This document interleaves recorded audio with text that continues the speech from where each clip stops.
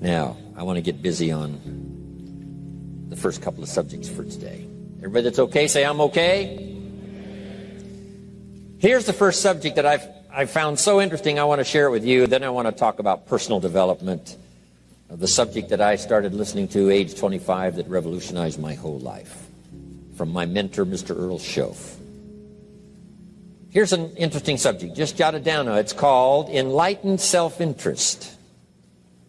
Enlightened self-interest. It's a fascinating study to study the idea of self-interest.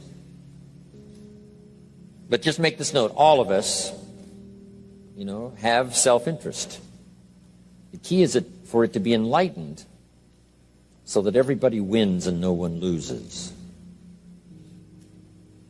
Our first interest is to survive. What does it take to survive? Our second interest is to succeed. What does it take to succeed? What does it take for me personally to survive and to succeed? Can I legitimately be interested enough in the things that help me both succeed and survive? And here's what I discovered. The answer is yes. It's possible to exercise self-interest, but to do it in such a way that no one loses, everyone benefits. Key phrase. Life was not designed to give us what we need. Life was designed to give us what we deserve. We do not reap a harvest in the fall because we need it. We reap a harvest in the fall because we deserve it. Not necessarily from a moral standpoint. Of course, there are some moral laws as well, spiritual and moral laws. But just the basic laws that simply say if you wish to reap, you must plant. So jot this down. Reaping is reserved for the planters. And the reason they reap is because they deserve it. They're the planters. They deserve to reap. Interesting Bible phrase that says, if you keep knocking, you'll find open doors. Good phrase to jot down. If you keep knocking, you'll find open doors. Doors of opportunity. Doors of a chance to meet someone. Doors open for association.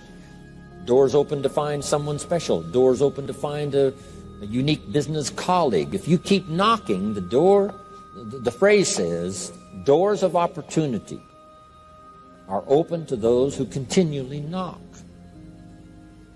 So we don't find open doors of opportunity because we need them. We find them because we deserve them. Only those who knock deserve to find an open door. But the promise is, if you continually knock, you'll find doors of opportunity. It says, if you search, you will find. So make the note, it's good. Finding is reserved for the searchers because they deserve it. Now, at first they may have needed it, but they now know that just needing it is not sufficient. But if they need it, now they must qualify for it. The reason why you're going to be blessed with good ideas this weekend is because you've come searching. You've gotten on an airplane to come searching. Got in your automobile to come searching. You got here searching. Now you're ready to receive. And for those who search, they will find answers. They will find plans, imagination to stir yourself into action for future benefit. So if you search, to find a good idea, you must go looking, go searching. You've got to go to church. You've got to go to class. You've got to go to the seminar. You've got to go to the library. You've got to go to the books if you wish to find. Rarely does a good idea interrupt you. Rarely. But if you will search, you will find. So we get not what we need, but we get what we deserve. It says if you ask, someone has an answer. If you keep asking, the answers belong to you, because by virtue of asking, you have qualified. So we don't get what we need, we get what we deserve. The mother on welfare should be taught in some small manner that hopefully she can begin deserving the welfare check. Not getting it because she needs it, but now starting to get it because she deserves it.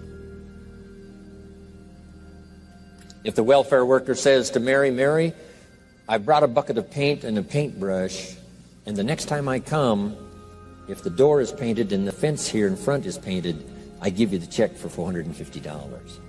Not that painting the door and painting the fence is worth $450. It's not worth that much, but it is the beginning of the process. So make that note. I want to begin the process of deserving. What would that be? What process should I begin engaging in to deserve good health, to deserve a good relationship, to deserve prosperity, to deserve an enterprise, to deserve the opportunity to build a city? What must I do to begin the process of deserving? So now the welfare worker comes back and the door is painted and the fence is painted, and now Mary gets the $450 to help take care of her children, not because she needs it, but because she's beginning to deserve it. Then the welfare worker thinks of some other project. She said, Mary, if these weeds are gone and this little garden is cultivated, when I come back, now that the door is painted and the fence is painted, if the weeds are gone and this little garden is cultivated, you get the $450. And step by step, a new life is emerging, learning the process of deserving it, not just needing it. We teach our children at home, right? Child says, I need $10. So that language doesn't work here. There's plenty of money here, and the vaults are full. But to say I need $10 is not how you open the vault. So the child says what? Wow, how can I get that $10 that I need? So here's what they learn to say. How could I earn $10? Now the vault opens up. Now the money starts to flow. How could I earn $10? What could I do to earn the money? Not to get the money because you need it. Maybe you need the money. That's, all of us have needs. But here the key is to figure out how to open the vault, how to open the bank, how to open this unbelievable flow of resources to come our way. And here's the key: to deserve it, not to need it. You can't walk out to the field and say to the field, I need a crop. Here's what the field says. Here's what the ground says. Who is this clown that brings me his need but brings me no seed? So jot that down. Take your seed to the marketplace, not your need. Don't disclose your need to the marketplace, only your willingness. We'll talk about that a little later today. Because the marketplace is not interested in your need, but they are interested in your seed. They're interested in your willingness to work.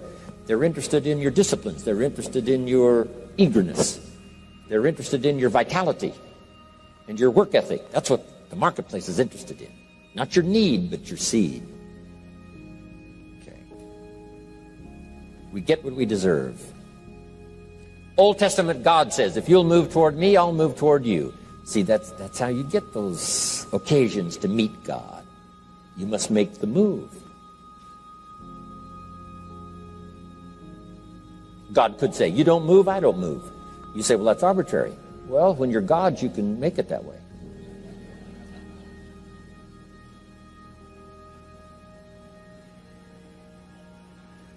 So, the law says if you wish to receive. Now let's talk about enlightened self-interest. If you wish to receive. And we would call the wish to receive self-interest.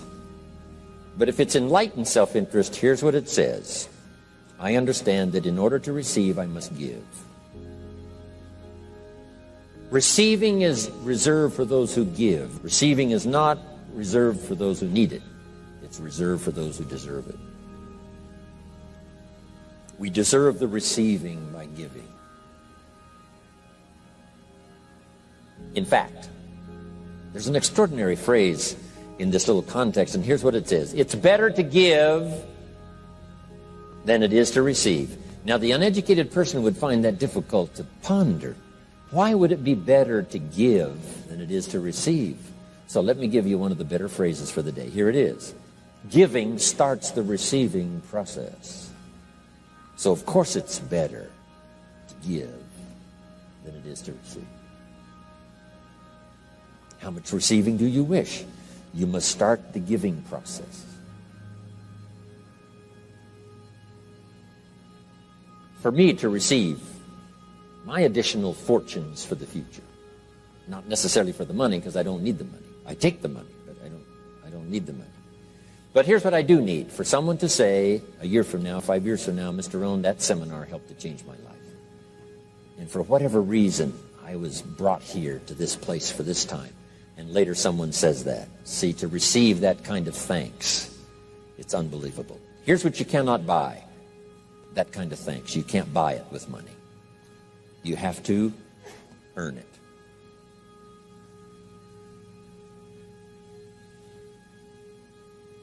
Now, let's expand a little further now.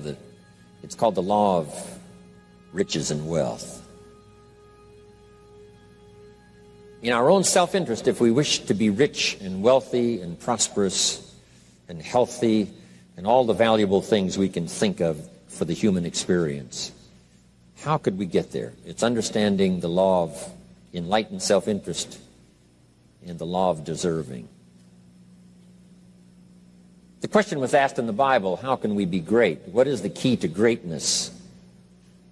Great wealth, great return, great accolades, trophies to put on the mantle above the fireplace. How can we get great respect, great riches, great abundance for ourselves? How can we get that? And the answer was given, and here was the answer. Find a way to serve. Find a way to serve the many. So I paraphrase it to read this. Service to many leads to greatness. Service to many leads to greatness. Someone says, well, about the best I can do is take care of myself. That's okay. Self-care, has its own reward, but it's very limited. Somebody says, I can't be worried about other people's problems. I got enough problems of my own. That's okay. Self-defense is okay. Self-preservation is okay, but it has a very limited reward. If you wish to change that into abundance and prosperity and uniqueness, then here's what you must do. Help solve other people's problems. Help find answers for someone else, not just for yourself, but for someone else. And in that kind of service, you now begin the process of greatness.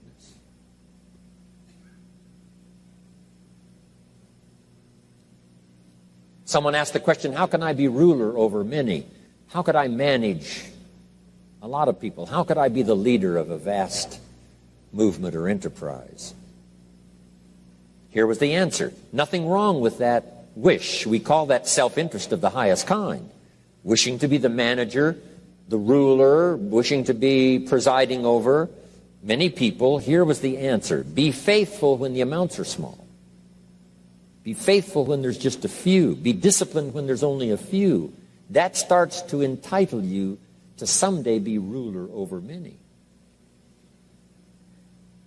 You say, well, if I had a big organization, I'd really run it with a strong hand and I'd be a fabulous leader.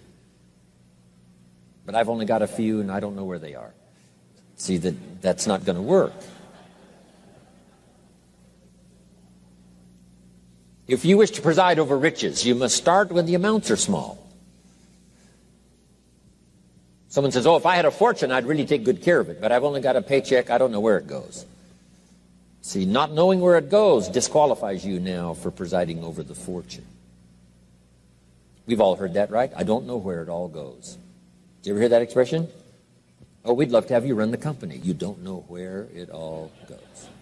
Somebody says, it just gets away from me. Oh, we'd love to have you run the world, right? It just gets away from you. Somebody says, it's only pennies and it's only a few. Here's where you begin to qualify for abundance and riches and greatness and respect, is to be disciplined when the amounts are small. Someone finds it unique, right, that this many people would come and hear what I've got to say for a whole weekend. But this is not where I started. I started with just a few. But I was so on fire with the few, trying to translate for them in my awkward ways back then what had happened to me. My life got changed, my income got changed, my health got changed, everything got changed for the better. And now I've lived the most extraordinary life. But it started with my passion for just a few, to translate for just the few. Someone says, well, there's just a few here. Does this meeting matter when there's only a few? And the answer is yes. Jot this down. You never know who's in the audience, whether it's a few or 1,000 or whatever. But you got to be faithful when there's just a few. Tell your story when there's just a few. Be just as passionate about ideas that can change someone's life when there's just a few. Now you begin. You're not fully qualified, but you begin the qualification to someday speak to many. Someday preside over a vast crowd. Someday be the manager or the leader of millions. It starts in those early days to deserve it.